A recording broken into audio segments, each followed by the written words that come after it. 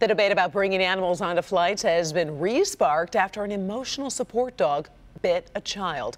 It happened on a Southwest Airlines plane in Phoenix earlier this week. As the child approached the dog bit and its teeth scraped that child's forehead. That child was treated by paramedics and was able to continue onto the flight, and the dog owner stayed in Phoenix. As of now, Southwest has no plans to change its policy on emotional support animals. It's a great Detroit tradition, the traditional church fish fry on Fridays during Lent. But there's one church in Redford Township taking it just a little bit further. Our Tim Pamplin shows us how they're helping you get your fish fix on the go. The kitchen is buzzing at St. Robert's on West Chicago in Redford Township, ready for their Lenten Fish Fry Friday. One Friday last year, they sold over 1,000 meals in their pop-up parking lot drive-through. Every year, the numbers have just been climbing week by week, year by year. Jim, a.k.a. the Codfather, tells me that he and his team have figured this out. And we just realized, hey, we kind of got this down to a science now, so. So outside now, here we go, the cars are lining up, the orders are being taken. Cars lining up around the block. Now, something that we've been reporting on Local 4 today, the boil water alert in Livonia. Now, Livonia is right across the road there. So the organizers believe they're going to get a lot of people coming in from Livonia because of their water issues. And here's some other reasons why they're going to be busy. We come here supporting the community. It's a good price. You get a lot for what you pay for. Because it's fast, it's quick, and I don't have to cook.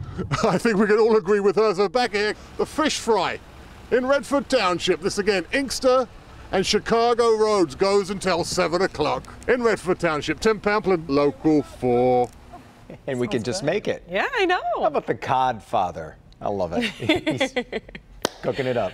All right, thank you, Tim, and thank you for watching. Local 4 News at 6 is next. Here's Devin with what's coming up. Made me hungry, that's for sure. Yeah. We're working on stories from Dearborn, Livonia, and Royal Oak. And here's Sean Lay.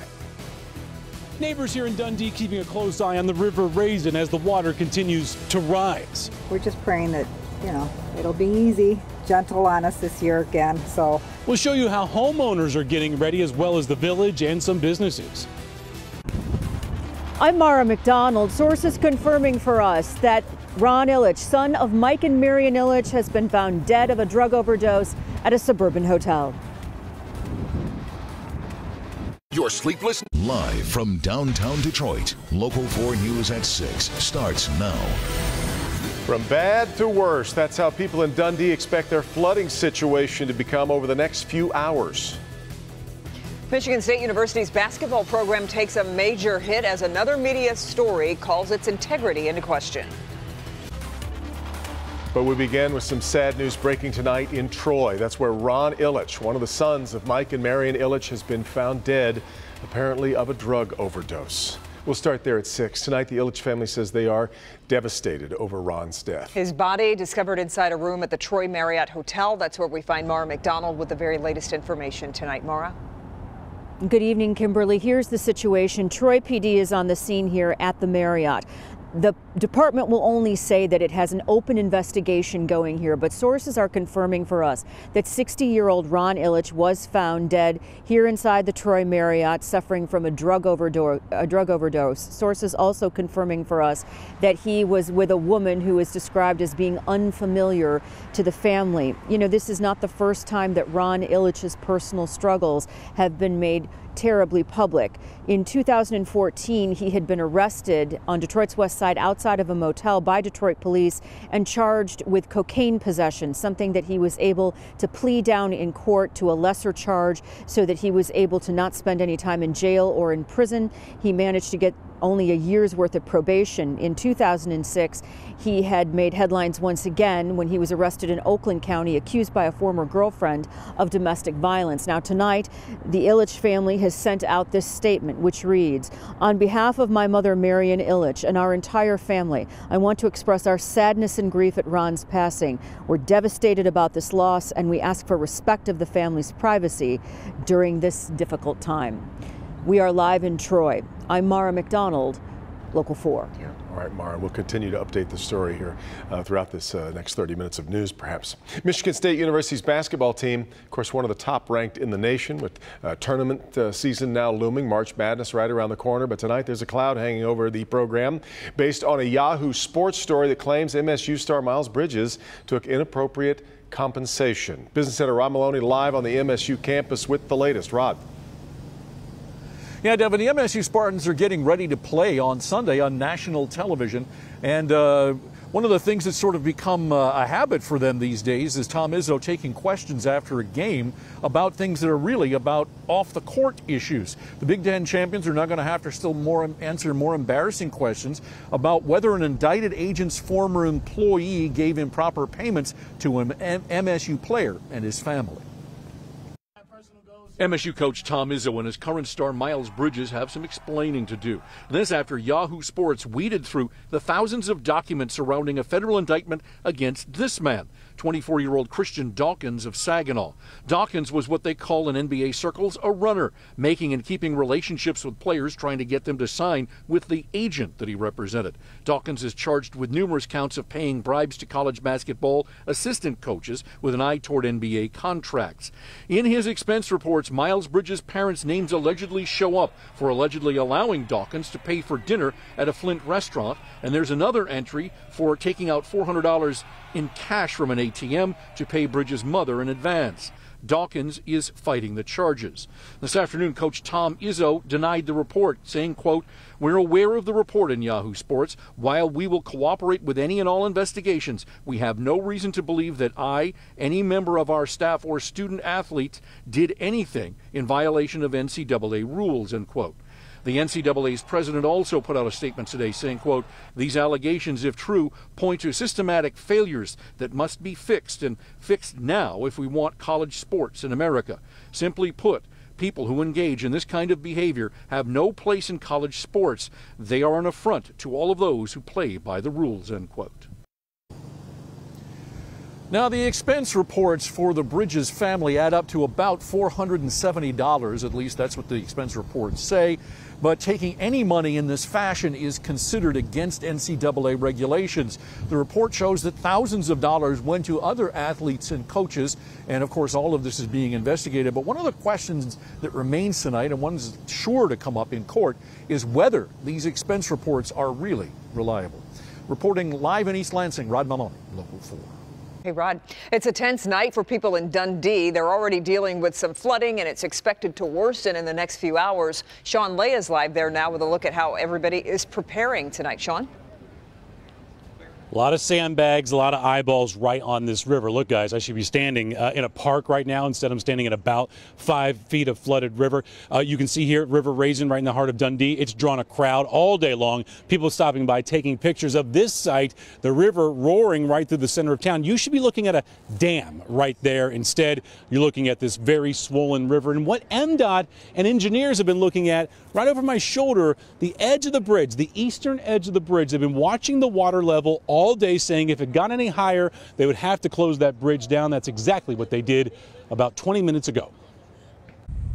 Since our heavy rains and melting snow this week, the River Raisin has been on the rise. In Dundee, the river level is at 649 feet, flood stage is at 650. It's close and it's rising, and it's getting a lot of attention. We had to come see this because we saw it on the news and we wanted to personally witness it. Well, it's rare that we have this occurrence, you know. I didn't think we had this much rain. MDOT is at the end of the M50 bridge in the center of town, signs and barricades ready. After watching the river all day, at 5:30, the call was made. The river is rising and the bridge had to be closed. And at the foot of the bridge, the post office moving operations to Monroe today. Trying to get the door locked. And this laundromat, they're closing up shop, sandbags ready. Floodwaters have reached all the way to here in the past. You think you'll get it this time? Well, I bet the boss $50 that we worked. Last time I won 100 on it, but this time I may have to pay him. I don't know. Around the bend, we've seen it before. Ken and Annette Burghardt keep an eye on the river right outside their front door. They are one of the closest to the river that is inching ever closer to their home, sandbags, and an exit plan already. we're just praying that, you know, it'll be easy, gentle on us this year again. So Everyone hoping the river goes gently, but right now, since we've been here today, since this afternoon around 1 o'clock, this river has risen 5 whole inches. That is a lot. Expected to crest now between 9 tonight and about 1 tomorrow, Saturday morning. So everyone will be keeping an eye on this and also keeping an eye to the sky. Any more rain added to this, that will create flood conditions right here in Dundee. Guys, back to you. Yeah. Okay, Sean, we appreciate it. Devin? And a little more coming, it looks like, at least for part of the weekend, right? It is, and it looks like it's not going to be enough to make a difference. So that is a little bit of good news. You still don't want to see any more. No, enough already. We've had plenty over the last few days, and there is some that's starting to amass down there in southern Missouri. This is not going to affect us. That will eventually sort of peel off and turn due east, but we will get a shot of getting wet as we get into Saturday night and early Sunday morning. Temperatures are on our side. We're at 48. We're going to stay mild through the weekend. In fact, we'll make a run at the mid-50s for highs by the time we finish things out on Sunday. Until then, it's going to be a cloudy and mild night. Temperatures will slide through the 40s. We'll be into the upper 30s here at midnight, but no problems with wind. We don't have any precipitation, so enjoy a night out on the town, and we'll talk more about that rain that's going to show up for the weekend in just a few minutes. Guys? City of Livonia is going to be under a boil water alert until at least Sunday. That advisory was issued late last night after several water main breaks in the city. So residents are urged to boil water for at least 1 minute before using. Great Lakes Water Authority began testing the water quality today. After a 48-hour waiting period, the water will be tested again. That'll be Sunday at the earliest to confirm that it's safe to consume. Police are searching for 2 men wanted for breaking into a store and stealing $4,000 worth of video games. Happened Tuesday at a store on Greenfield Road between Tireman and Warren Avenue in Dearborn. Surveillance video shows the 2 men used a sledgehammer to break in before rummaging around the store. The face of only one of them can be clearly seen in the video there. Take a look. Both are believed to be between the ages of 18 and 25. If you have any information, call police. Some are calling it the Battle of the Berms. A pretty lively debate between residents in a Royal Oak neighborhood and the city. There's a consideration to bulldoze the berms, which neighbors believe would bring unwanted traffic. Nick Monticelli talked with people trying to make their voices heard ahead of a big vote on the issue. Well, let's start with this. This is a berm. Not the most used word in our English language, but this is exactly what it is, used to divert traffic here in Royal Oak at Parent and Irving. The real question, though, is why is the city considering bulldozing the berms in the first place? It's a compact neighborhood in Royal Oak, and between 10 Mile and Lincoln, we're finding opinions are close together too. Heck, even the polls want to say in this. Because we don't want people speeding through our neighborhood. There's a lot of kids and a lot of dog walking and a lot of things, and people just come screaming through here. So what are all these opinions rooted in? The city's contemplation to bulldoze these berms. A traffic study concluded traffic wouldn't change much if they're gone. Residents disagree though, pointing out there's an exit right off 696 that dumps into their neighborhood. So if you look at the design of 696, it's the only place where an exit discharges directly adjacent or through a neighborhood. So it's senseless to take it out. It's something that's been here since the late 70s, and when something's been around a while, sometimes you don't realize how important it is. Despite recommendations to remove the berms, Royal Oak's Traffic Committee voted unanimously to keep them in place, and the City Commission will consider it next week. The real question, though, why consider this at all? It's been a long time since they were installed, and a lot of the area has changed from light industrial and other uses to mostly residential. Our commissioners requested that engineering department do a study. The other question, will the commission listen to the residents? Well, it certainly weighed in on the traffic committee's decision to keep them. They felt that the area is unique and that the traffic control there does the job that the neighborhood wants. So we'll have to see how it plays out, but I think the neighborhood has made it pretty clear what we want. In Royal Oak, Nick Monticelli, Local 4. All right, there are a total of 6 berms in that neighborhood. Royal Oak City Commission will vote on it next week. Still ahead, why some of the biggest warning signs of heart trouble might be in your mouth. Also, here's Paula. A beloved custodian at a local school gets a surprise of his life when the elementary school kids buy him a new car after an accident. I'll show you how they did it. A Jeopardy! A group of local elementary school students have done something pretty special for their school custodian. They found out he had been hitching rides to work after a car crash that, by the way, was not his fault. They decided to do something about it. Paula Tutman shows us how he went from a bad surprise to a good one. So how much time do you think it takes for an elementary school kid to raise this much money? If you think the world is in a bad place, hold on. We need only wait for the students at Hamilton Elementary School to grow up a little more. As a community, it's important to help each other out, even if it doesn't involve you. If what they did in the last week is any indication, help is on the way. Just ask Mr. Robert, who's been struggling with his car getting totaled by a distracted driver. Mr. Robert had a car accident. He didn't have so much money. Today, he is driving the best car he has ever owned. It was purchased by the hard work of the students at the school where he's a custodian. When they heard he was hitching rides to work. Thank you. I am very overwhelmed and appreciative for everything you've done for me.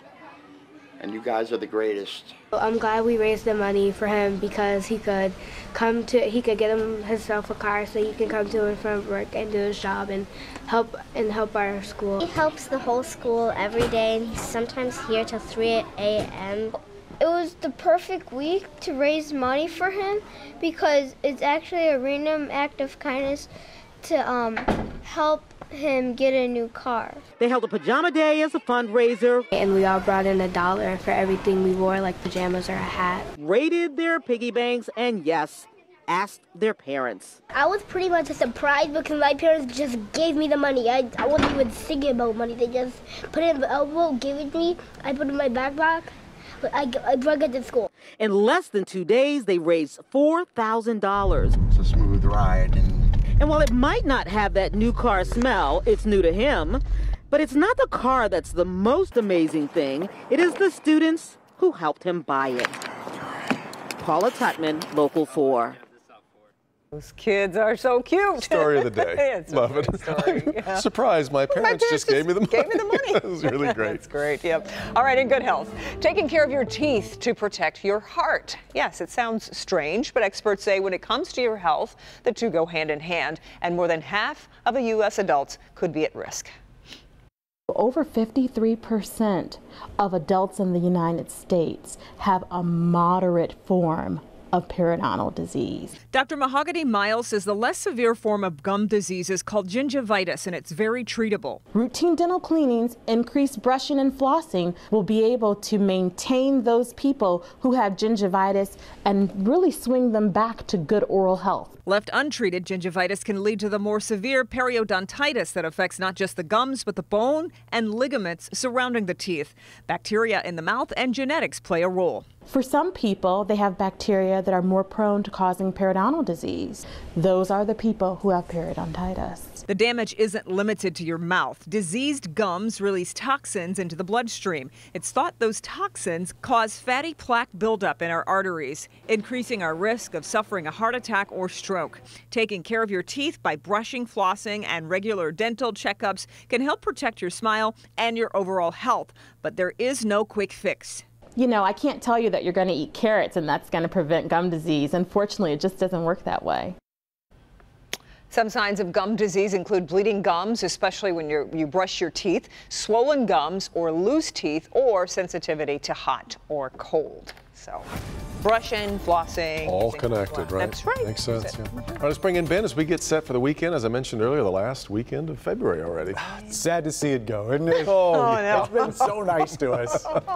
But yes, it is still February, and so we thought we'd show you the snow depth map because even though we have gotten rid of a lot of the snow here in southeast Michigan, there are still places in the state that still have a good amount left on the ground. Up here in Traverse City, they've got generally about 2 inches. There are some spots between there and Alpena, there's probably more. And you get up into the UP, and we're talking a foot plus. And Duluth, 28 inches of snow on the ground right now. Of course, again, it is February, but we're at 48 degrees. We're well above average for this time of year. And it looks like we're going to finish out the month with above average days, each one, all the way through the 28th.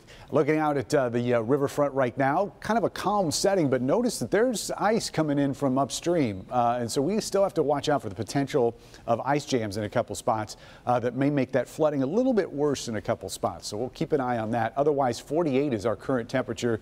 We do have a little bit of a 15-mile-an-hour wind out there, and the robins have been showing themselves across the area. This is a shot that Joanne sent in to us from Dearborn, and Marilyn sent this in to us from Shelby Township, and apparently that guy hasn't missed too many meals. He looks like he's been eating well this winter.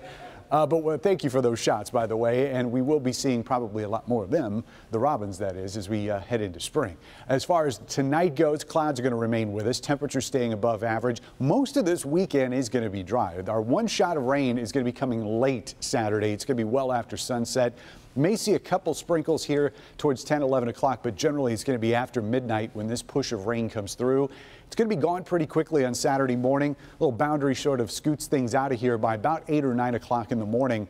And it's not going to be a lot. We're talking about 1/10 of an inch of rain, so this is not going to affect river levels at all across the area, and that is good news. So the places where it is falling, those rivers are falling, they'll continue to do so. 43 is where we're going for a high temperature tomorrow. Metro zone is going to be one of the warm spots. Usually we reserve that for the south zone. That's not going to be the case tomorrow. 39 here in Lapeer and Monroe. A little bit milder, but not by much out in Lenawee County. You'll be right at 40 degrees. 40s all over our west zone, low to mid. And once you get north of 59, there will be some 30s for highs, especially up in Sanilac County with some slightly milder numbers out towards Waterford, Rochester Hills, and Macomb. So high temperatures tomorrow going to 43, and that's after dropping tonight to a low of 32. Warmest number is coming on Sunday, but that 53-degree high on Sunday is going to be at 7 o'clock in the morning.